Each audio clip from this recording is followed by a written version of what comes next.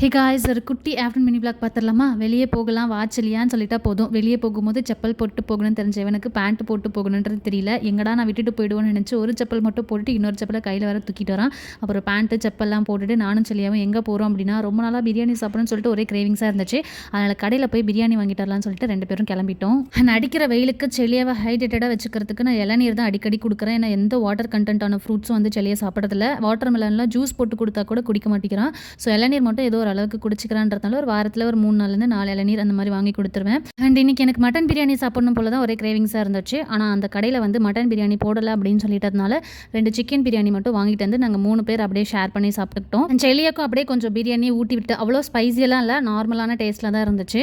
அப்புறம் வந்து அவன் சாப்பிட்றதுக்கு எப்படி 1 மணி நேரம் ஆக்கிடுவான். அதனால என்னோட பிரியாணி நான் ஹாட் பேக்கில் வச்சுட்டு சூடு ஆறாமல் இருக்கணும்னு சொல்லி அப்புறம் செல்லியாக்கு லஞ்ச்லாம் கொடுத்துட்டு நானும் லஞ்ச்லாம் சாப்பிட்டு செல்லியை தூங்க வச்சதுக்கப்புறம் நானும் என்னோட ஒர்க் வந்து ஸ்டார்ட் பண்ணிட்டேன். அண்ட் இப்போல்லாம் வந்து முக்கால்வாசி நேரம் செல்லியா அவன் ட்ரெஸ் போடுறானோ இல்லையோ, அவன் கூட இருக்க இந்த 3 டாய்ஸ்க்கும் கம்பல்சரி ட்ரெஸ் போட்டுடணும். எங்களோட ஹேர் பேண்ட்ஸு, வீட்டில் இருக்க ஏதாச்சும் பாசிமணி ஊசிமணி இதெல்லாம் எடுத்து அதுக்கு மாட்டி விட்டுறணும். தூங்கும் போது சாப்பிடும் போது எல்லா நேரமும் பக்கத்துலேயே தான் இவங்க 3 பேரும் இருக்கணும்.